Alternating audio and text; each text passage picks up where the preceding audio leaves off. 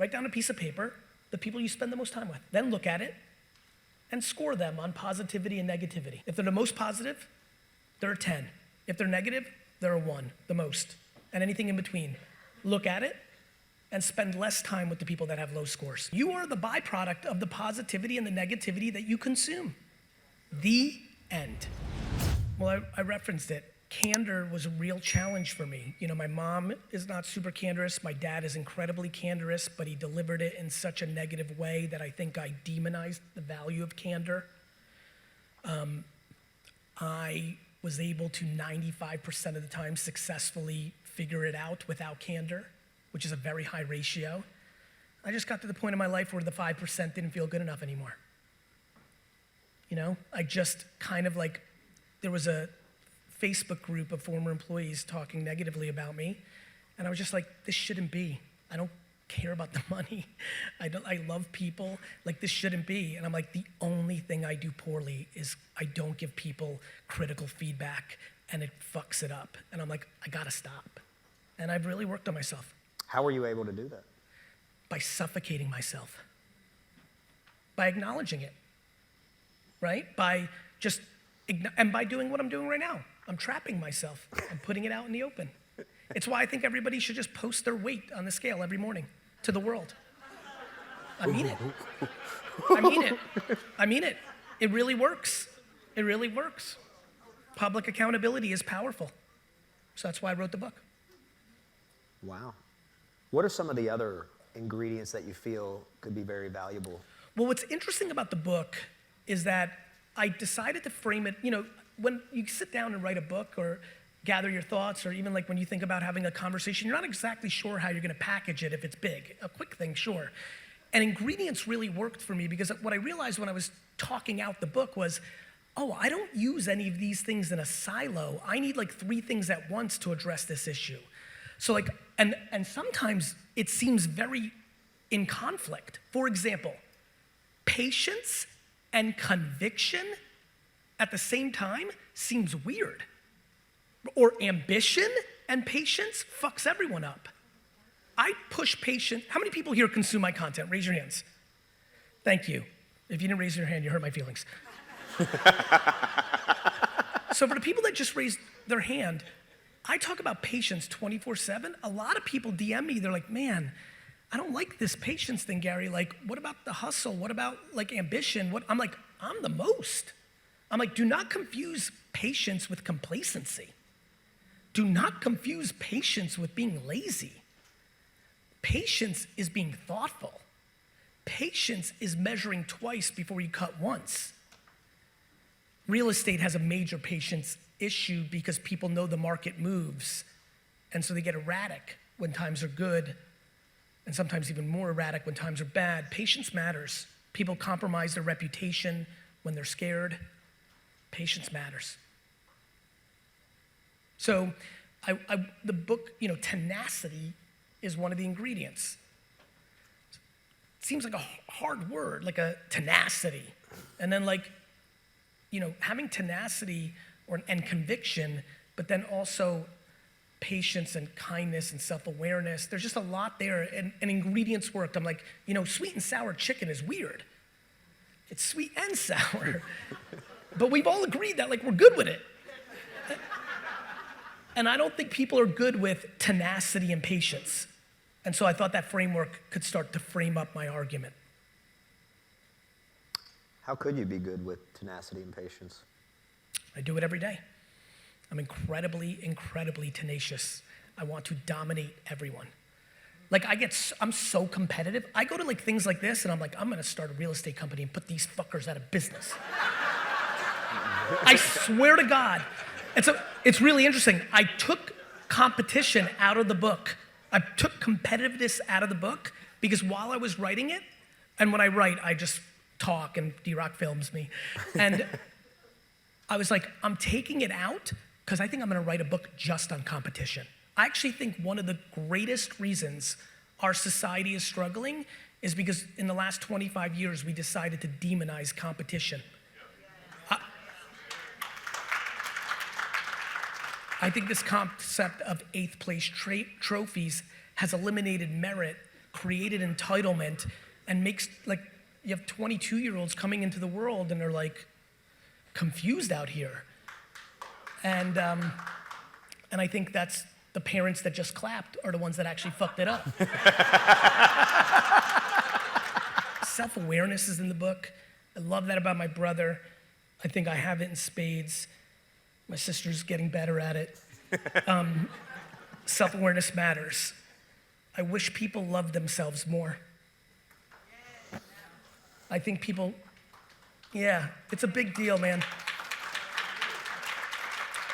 It's okay to be bad at things. I can't read for shit. Just like legit. Have no reading comprehension. Right? I curse like a sailor. You know, like, it is what it is. Like, I'm good. Like, you can start loving everyone else only after you start with yourself. And so I think about that a lot in life, and obviously the way I think about business, it really blends. Of course you're a bad boss. You're unhappy. Now, do you think like a lot of those ingredients are a two-way street? Meaning? For example, you know, you're saying a bad boss, and we know that a lot of bosses are under so much pressure because of deadlines, everything of that nature. Do you feel like at times it's not just the leader, obviously that's got to show the way, but one of those that have to do it from a two-way street? I don't. The leader's in control. If the employee stinks, fire her. Fire him. I think it's an excuse. Leaders work for their employees, not the other way around. Good point. I think bosses use that as an excuse. Well, my people stink. Fire them. Or, better yet, what about actually coaching them up? I mean, fuck, like bosses get employees and as if like they're there to serve them. It's fucking crazy. The entitlement by small business owners and managers is obnoxious. These are fellow human beings.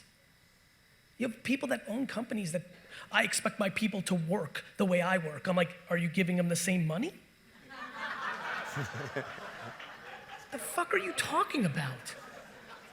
I've never even remotely even crossed my mind in my 25 years that anyone should even remotely work as hard as me. They work for me, I work for them, but I'm getting different economics. Of course they should not work like me. The delusion, entitlement. Fucking bosses piss me off. They do. It's exactly why I don't have any. It's exactly why I don't have any. And I'm at the point in my life where I want to really show a framework to others because I know it works. And it's not a focus group of one. I watch. It's my greatest strength. Everyone's like, you predict shit. I'm like, I watch. I've never predicted a thing in my life. I've observed things earlier than others and have acted on them aggressively, quickly, and then been loud about them. But I don't predict shit. I'm not Nostradamus. And what I've observed is when a leader, when she and he really knows that they work for them, then they build real shit. Who are some leaders out there that you feel demonstrate those qualities that could be good for the audience to study and learn from? I don't really have the answers. I'll tell you why. I can only really co-sign somebody that I've seen in action, so I see it within my organizations, I see it in some startups, but none of them are public, right? So, but here's a good one, my friend. There's nobody out there that's confused. Who's confused about the basic civility required to be a nice person? There's nobody confused, right? Like, what show do you have to watch? What book do you need to read? This is very understood. People choose not to because of their own issues.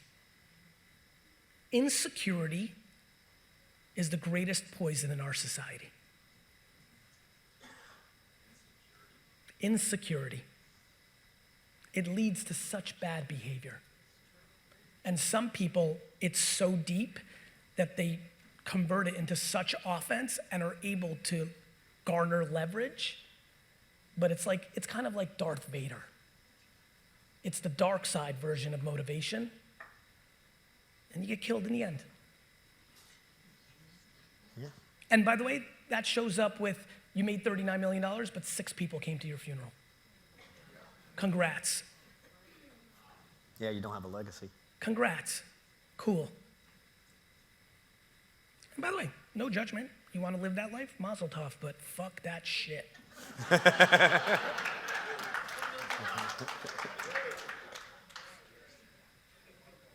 You know, you'd mentioned that you, at the end of, I don't know what they're laughing about. Whatever, right? Well, there's a lot of funny shit being said up here, so I think they're enjoying it.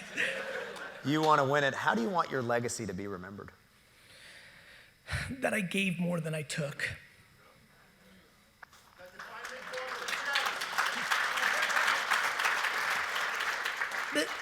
The Jets thing is a fun side thing. It's been with me for so long, since I was in grade school. I'm so grateful that that happened to me. Me, for myself, I invented that little dream because it's been like so fun. Like, I really wish people understood my journey to buy the Jets. And I've been saying it more clearly lately, so some people are starting to understand. It's just fun trying. You know? I love the pain. You know, a really nice kid asked me just backstage about, or like at the VIP thing about, I want to be an entrepreneur. And I said, you got to get really, really, really used to losing. You got to get real comfortable with losing. Most people's limitation on their earning capacity is completely predicated on their stomach for losing. People are so insecure that they worry about other people's opinions about their winning and losing that they stop in a very soft zone and they don't push themselves.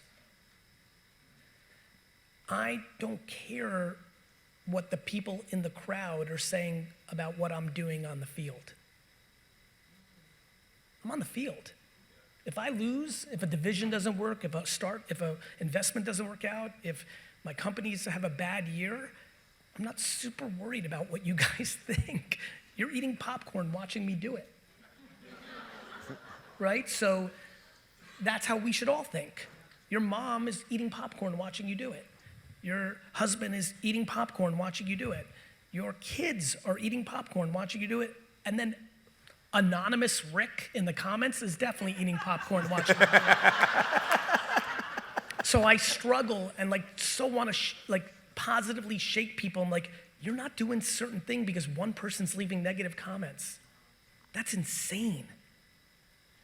Do you know how sad someone's life is if they actually decide to watch your content and leave a negative comment? You shouldn't be sad for you. You should be sad for them. I'm serious. Every time somebody brings hate towards me, I feel compassion. I'm like, man, thank you, God. If my life was watching someone else and trying to tear them down, that is dark. You try to reach out to them? All the time. I DM them like, I'm sorry, you're not good. Is there anything I can do for you? And they're like, oh, I'm just kidding. You're the best. And that makes me happy. That makes me even triple down when they say that. Of course. I love compassion. I think it's a fucking hard skill. Everyone's gotten so lazy. Somebody leaves a slightly, not even critical, a slightly not what you wanted comment, and you're like, troll. I'm watching. People leave a follow-up question. People are like, hater. It's not even negative. People are so fucking soft. Everybody's a hater, a troll. You know, of course, if they're saying abusive things, of course. But again, that person's hurting. Think about living your life and being what? You're ugly. That person's hurting. We need a new conversation. We have no compassion. Everyone's just drawing lines in the sand. We have no civility. We have politicians acting worse than the worst people in my high school acted. The fuck is going on out here? Fucking fuck. Seriously. And I see it, you know, that's obviously the world. In business, it's hurting your bottom line. It is hurting your bottom line. It is hurting your bottom line.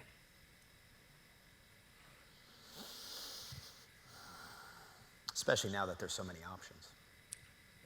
Yeah. Like, I'm just fascinated by the confusion, but I know it's grounded in emotional issues. And like, sometimes people hit me up and they're like, all right, so what do I do about it? I'm like, well, if you can afford it, therapy's a good idea, right? Get it out, work on yourself, like fight. You have a life. This is 400 trillion to 1. 400 trillion to 1 is the odds of being a human being. Like literally your mom might have just got up for another glass of wine and you wouldn't even exist.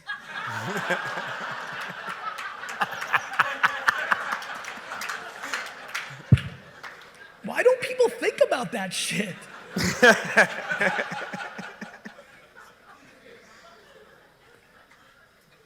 The miracle of life is fucking insane to the nanosecond. And so people are just interesting. If you're in this room right now, your life is better than you think.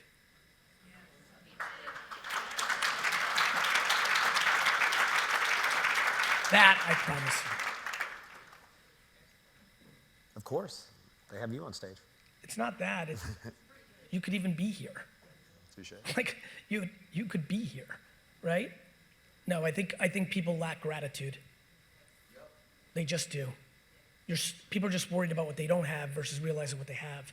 And I loved when everyone's like, oh, now that COVID hit 2 years ago, oh, now I'm gonna be grateful. Shit, this is really gonna wake me up. Fuck that, everyone's crying about dumb shit again. And we're not even done with this shit. People need rewiring perspective. I'll give you one that can help. A lot of times I talk like this, they're like, all right, give me something, here you go. I'll help you so much. This is real talk. Write down on a piece of paper, old school, fuck notes on the iPhone, paper. Write down a piece of paper, the people you spend the most time with. Then look at it and score them on positivity and negativity. If they're the most positive, they're a 10. If they're negative, they're a 1, the most. And anything in between. Look at it and spend less time with the people that have low scores. I'm not saying cut your mama out. I'm saying limit it a little bit. If your mother is the most negative person in your life, don't talk to her 6 times a day. Talk to her once every 2 days. That's just the way life is. You are the byproduct of the positivity and the negativity that you consume. The end. It's real. It's super real. It's like the exercise thing. It's not comfortable to like limit your interaction with your older brother or your best friend, but that is the answer of the road towards more good stuff. More positive people in your life, more negative people in your life. You're in control. All the best things, people are like, Gary, that's hard. I'm like, the good shit is hard. The good shit is hard.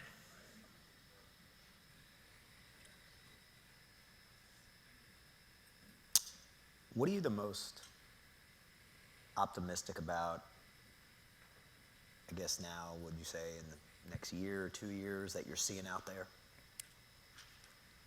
People. I'm the most optimistic about humans. I think the most ridiculous branding in the world right now is how underestimated human beings are. I mean that. I think humans are underrated. I think a lot of people try to push that we aren't, but I think we're pretty fucking remarkable. People are resilient. There's so much good going on right now, you don't even know. So I'm most optimistic about people. As far as if you're going more granular, which is I think where you might have been going, I'm incredibly excited about the consumer blockchain. I think people are completely missing the boat on what NFTs actually represent. I think people don't realize that they're deploying in their internet perspective on the blockchain. All the jokes of like, well, I can just right click and save the NFT. It makes me laugh because I'm watching a lot of my 20, 30, and 40-year-old friends become their parents. How so? Well, they're like, NFTs are scams, this is it. It's the same shit that your folks told you about the internet. Get off that computer, it's stupid. That became your career. I'm not getting an iPhone. This BlackBerry, I need the buttons, I gotta touch that shit. People always say no to the new. And that's where the opportunity is. And so I'm incredibly optimistic and opportunistic and focused on the consumer blockchain because it will change the world. And if you're in the title business, you better be real scared because the blockchain's coming after you. How so? It eliminates the need for you.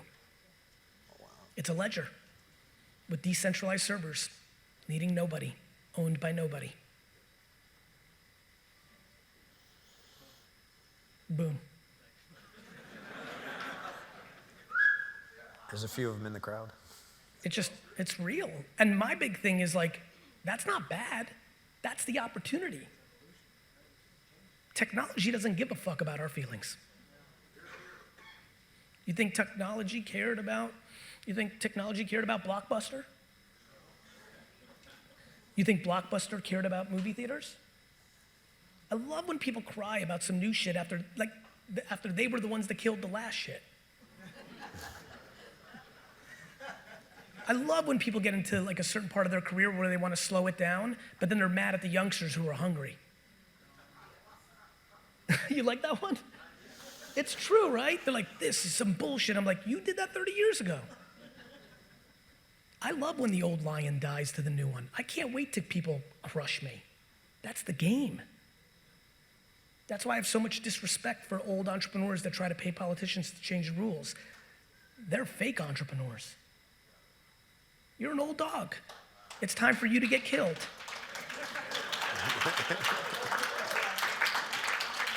You will not see me in my 70s and 80s use all my power and money to try to change the rules. I will be honorable and ready for the next ninja to kill me. People make decisions based on their best interests in the short term. I'm sorry you don't want to do the 60 hours of homework required to understand what the blockchain is, but I'm not going to cry for you when you get destroyed. Merit. That's my favorite thing. So I've never thought of it as waste. I always thought of it as an opportunity for me to deploy my happiness on another person that was clearly in a very tough spot. At this point in my life, I can't respond to the majority of it because the numbers are just outpacing the actual hours in a day. But I get a lot of enjoyment of interacting with people that are very mean to me because I always dream that showing that level of compassion and kindness back to them might be the seed that shows them that there is goodness and it's possible and might be the beginning of them getting out of that place. Yeah, I mean, I think, but I don't think I kill them with kindness. I think of it more as I motivate them with empathy. I'm not worried about anybody loving or hating me. So I'm not killing them with kindness for me. I'm trying to show an act of kindness with the hope that it might trigger an opportunity for them to build. Perfect, thank you. I think there's something very important in that combo. Let me explain what's very important. One of the great things of being good with negativity is you're also then good with positivity. I get way more love than I get hate. And it's actually very dangerous to believe it. When everyone is telling you you're the greatest of all time, there's something very scary that can happen in that. You could lose your humility. Yeah. One of the great things about not hearing either is you just stay in your spot. One of the reasons I like about the fact that I put both fingers in my ear and I just go is really not about being able to deal with hate. It's actually being able to control the love so that it keeps me in a humble place instead of getting high on my own supply.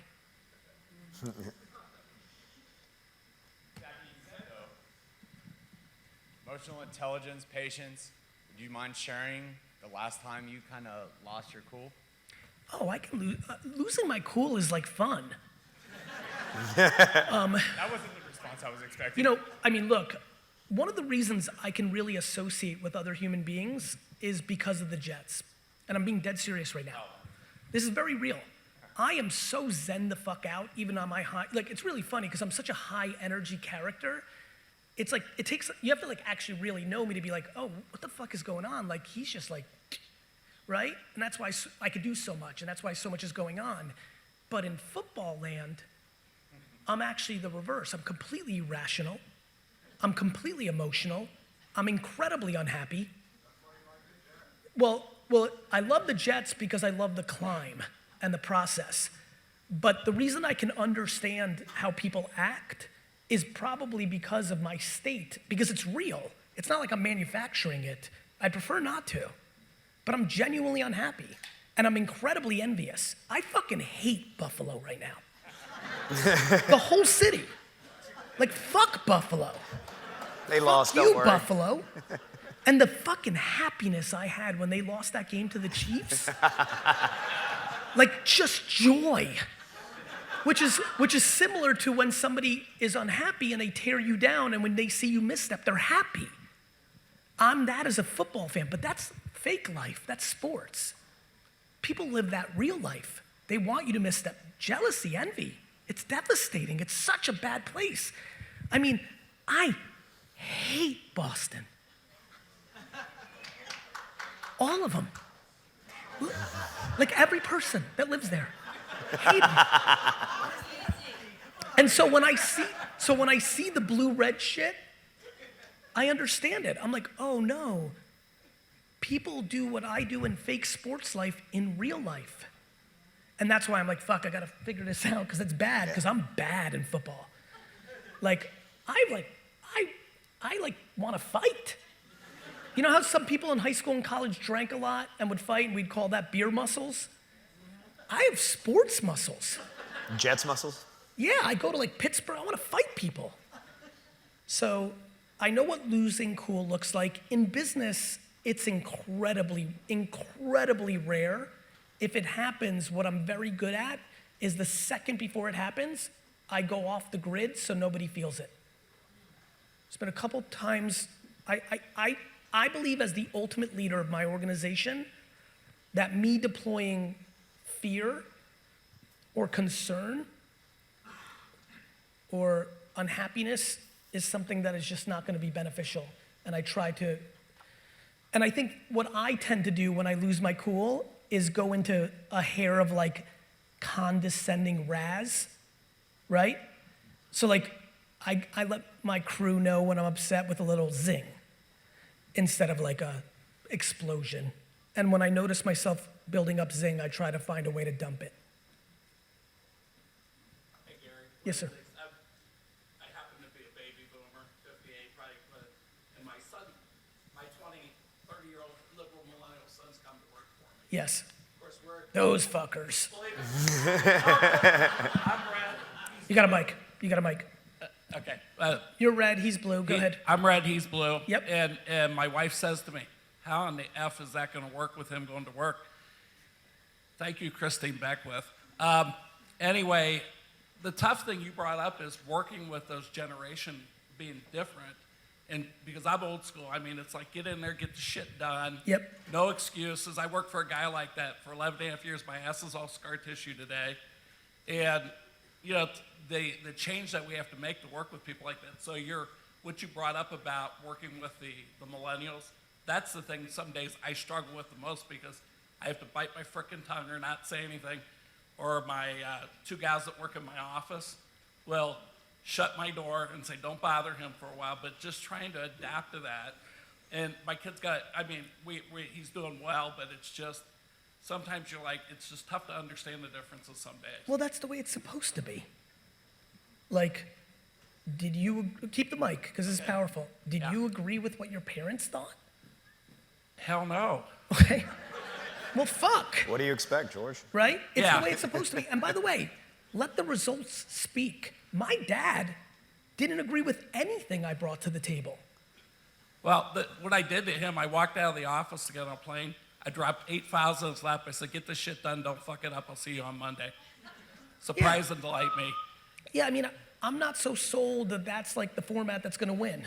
Well, I was laughing when I did that, but when I called him today, he's like, I'm on deal 5 right now, and it was like, actually, we had a good Listen, you know conversation. this. There's such a different dynamic between father and son, father and daughter, you know, mom and son, mom and daughter. Like that has a whole different dynamic than just being a boss to a different generation. Oh my God, yes. I'm a big fan that when you're the leader, you should quote unquote know better.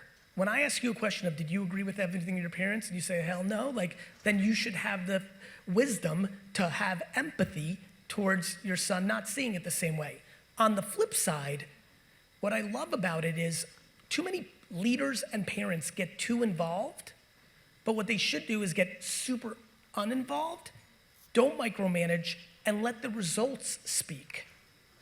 And that's what I find that I pull back. When you pull back and let the results speak, if he goes and crushes and the math is there, well then guess what?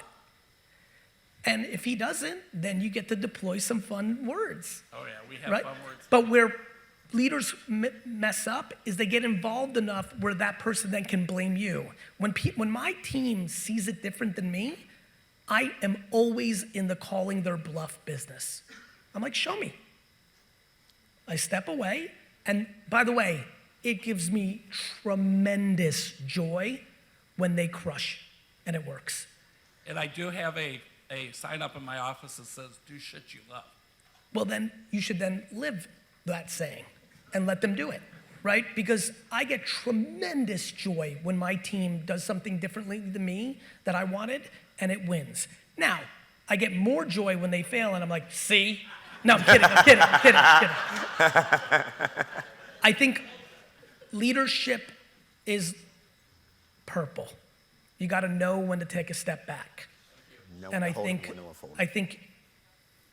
and by the way, I've got a great career where I'm just going to call it like it is. Here's where I'm strong, similar to the gentleman's mortgage question. I don't know if you noticed that it's a very important subtlety to my game that people never talk about, and I'm fascinated by it. I didn't really answer his question because I didn't know. I don't talk about shit I don't know. How that manifests is when I'm talking, I'm like on it.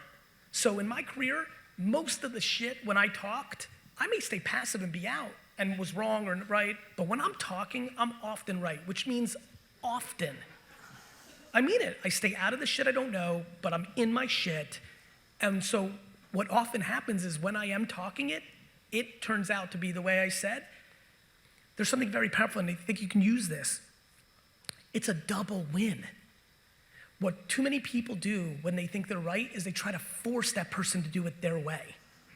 The move is to completely let go and let them go, because when you're right, you're building equity that you know. I love when my team goes 0 for 6. When they do 6 things in a row, and they saw that if they'd listened or followed the guidance or took the mentorship, it would have worked out better. By the 7th time, they're blindly bought in. But too many leaders mucks it up so they can blame you. Like if you didn't get involved, because they don't want the accountability. So what you need to do is create a complete framework of freedom so they can be fully accountable. And then you can just say, what? And then when they come with that bullshit excuse, you're like, fuck that. Thank you. Gary, what are your final thoughts? My final thoughts are be nice. Be fucking nice.